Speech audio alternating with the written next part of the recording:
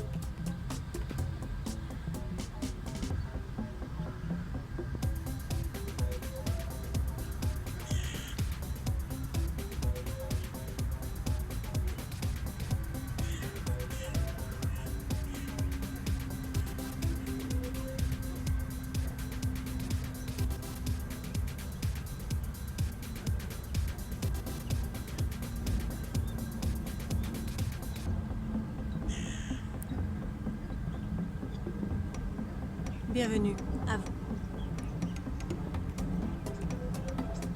Bien le bonjour. Belle journée. Tous ces mots charmants pour un accueil tout aussi charmant. Ok. Alors bienvenue à vous, votre majesté.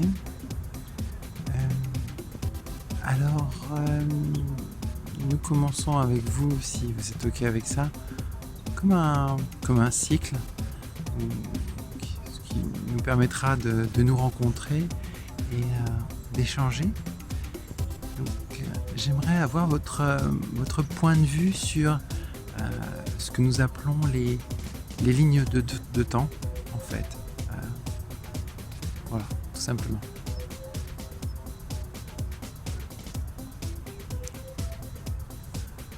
Ce petit mot majesté est tout aussi charmant que cette rencontre. Bien qu'à d'une certaine manière, lorsque vous souhaitez souligner ma majesté,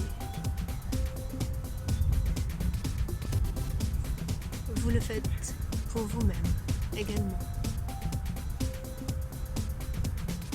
Et cela est reçu.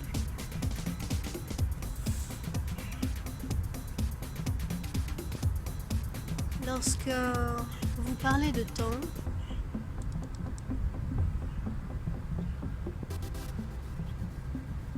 vous êtes nombreux à parler de lignes de temps.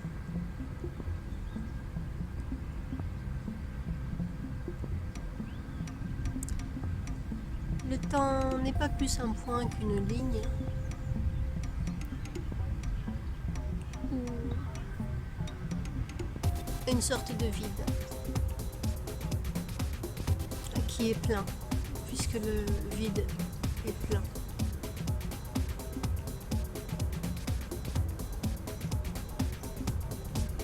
Vous avez cette image très juste de lignes de vie, de rayons de vie, de chemins qui vont d'un point, diront à un autre point, qui, dans votre formation et votre compréhension de ce que vous appelez les sciences, qu'elles soient mathématiques ou autres, un point et un autre point, pour les rejoindre, il y a forcément une ligne. Mais dans ce forcément une ligne, eh bien, il y a en quelque sorte une infinité de lignes non perçues dans cette notion ou schématisation que vous avez du temps et de vos sciences. Nous pourrions dire, d'une certaine manière, que le temps est comme une de vos sciences. Et à l'image de vos sciences que vous percevez dans un schéma enfermé, restreint, nous dirions donc, Et il n'y a pas de souci à cela, cela a été voulu en commun. Eh bien, votre perception du temps a cette formation de perception chez vous qui est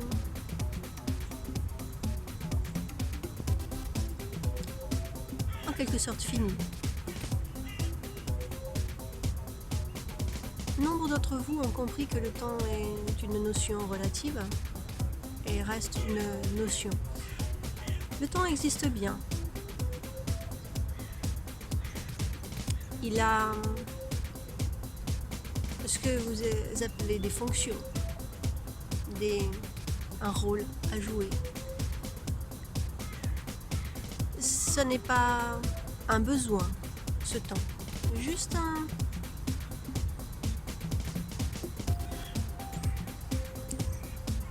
c'est la façon que vous avez de percevoir la vie, en fait. Il vient jouer ce rôle de point de départ et de point d'arrêt pour vous permettre une forme de compréhension de vos évolutions. Parfois vous appelez cela régression. C'est une vision de tout cela. Mais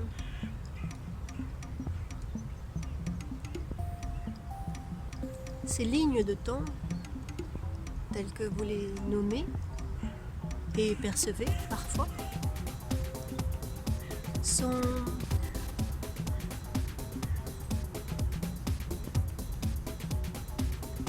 d'une certaine manière, vous êtes immergé dans ces lignes de temps. Il est souvent difficile de percevoir la grandeur de l'océan lorsque l'on est immergé dedans. On ne perçoit que le bocal dans lequel nous sommes immergés.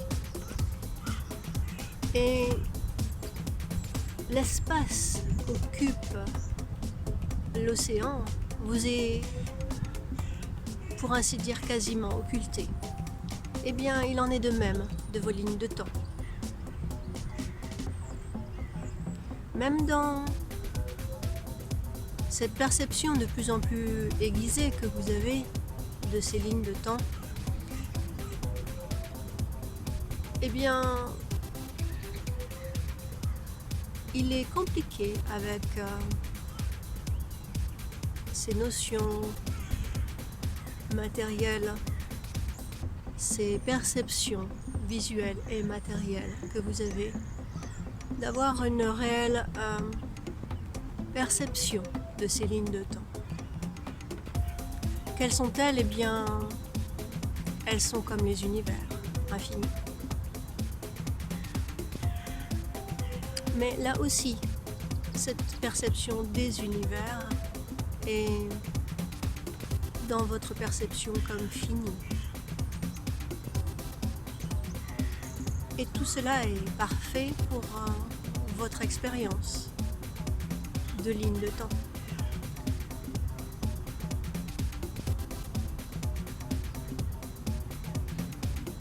Comment existe-t-elle? Est-ce qu'il y a ce que vous appelez le avant, le après?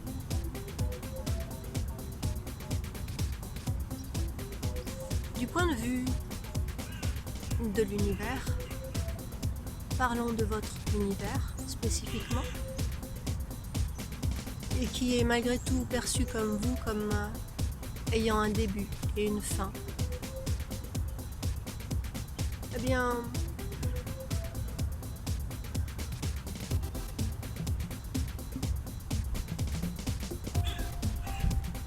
il n'a pas de temps à proprement parler, puisque au même titre que tout ce qui vit existe, tout est en mouvement. La perception d'une naissance, même dans vos naissances, comme étant un point de départ, est une parfaite illusion, une illusion de naissance. L'univers ne se voit pas plus naissant que mourant, ni même évoluant. Il est. Et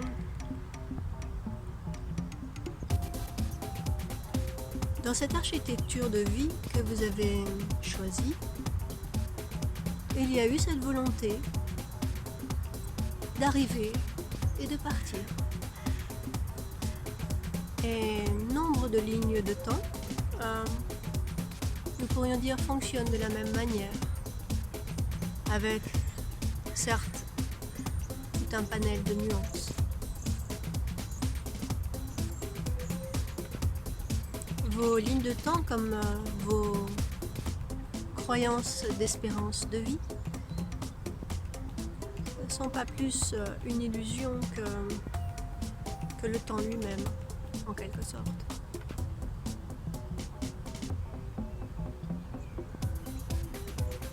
C'est un sujet très intéressant que cela, qui occupe beaucoup de personnes dans leur réflexion, intérieure comme extérieure. Cette course au temps, cette course à l'éternelle jeunesse que nombre d'entre vous mettez en place très vite, voire parfois dans vos plus jeunes âges. Eh bien,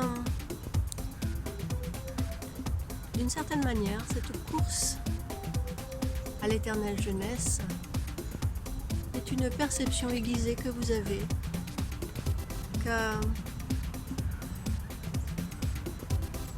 d'un certain niveau de regard, la jeunesse, la vieillesse, la petite jeunesse, la prime enfance, tout cela n'existe pas. C'est un jeu.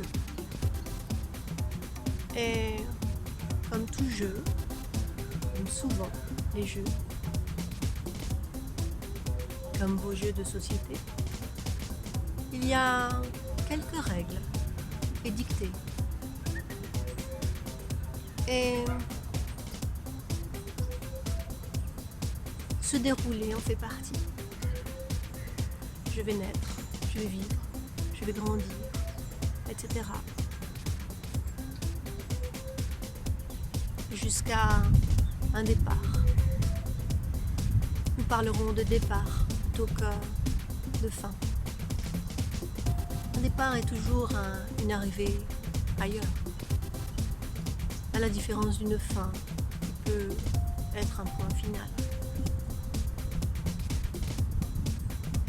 Donc ces lignes de temps sont, même d'un point à un autre, multiples et multipliées, et ce, en éternelle croissance d'elles-mêmes. Cela est, d'une certaine manière, beaucoup plus simple et plus complexe en même temps. Simple parce que, d'une certaine manière, il vous est quasiment impossible de le percevoir. Et complexe parce que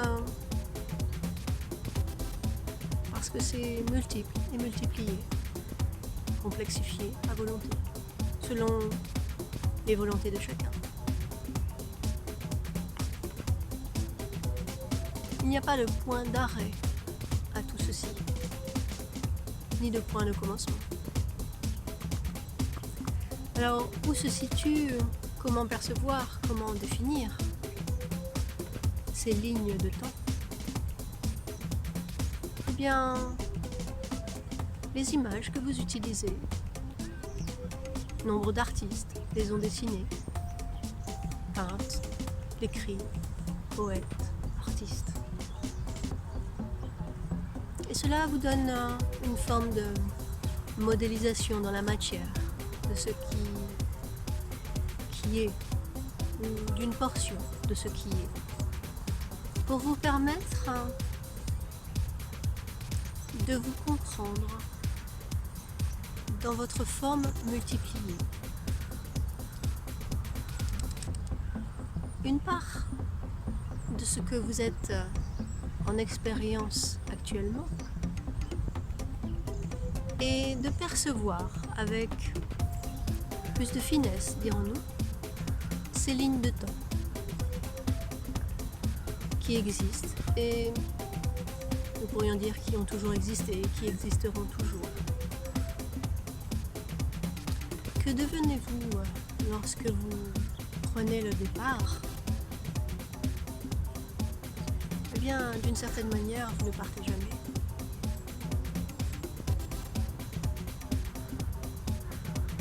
Tout existe à l'infini.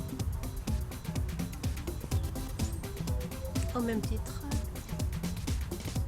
que vos lignes de temps. Comme il est parfois délicat de comprendre que le temps n'existe pas et que nous sommes réellement en train de parler de lignes de temps. Alors le temps n'existe pas ou il existe, eh bien au même titre que vos lignes de temps, il existe et il n'existe pas, et vos lignes de temps existent et n'existent pas. Puisque dès qu'il y a perception d'une ligne, il y a une perception de ce temps qui n'existe pas. Un passé futur et un futur passé. Un passé passé, un futur antérieur. Est-ce que cela répond? Oui, cela répond, merci. Je souhaitais vous poser une dernière question pour cet épisode, dirions-nous. Sur cette terre, dans cette ligne de temps, beaucoup de personnes ont de l'affection pour vous, ont de l'amour pour vous, ont de la dévotion pour vous. Et je souhaitais savoir comment la divinité Shiva, comment elle percevait toute cette dévotion, tout cet amour. Comment vous percevez tout cet amour en fait? Eh bien, cet amour, cette dévotion est mienne en premier.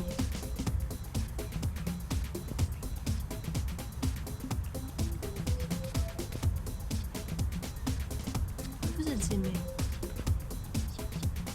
Vous êtes aimé par cette divinité que vous appelez Shiva, qui est une partie de ce que je suis.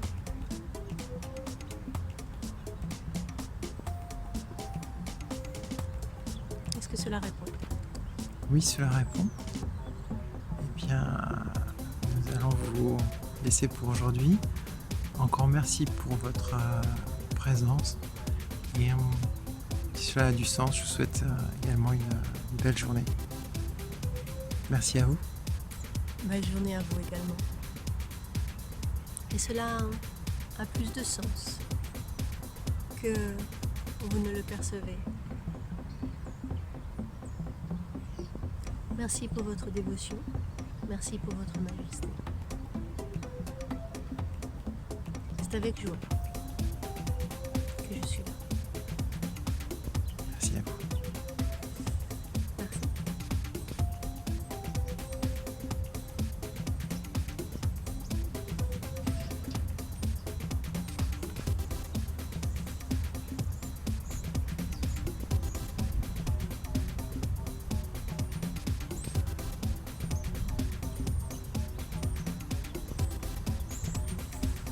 Merci à vous, à bientôt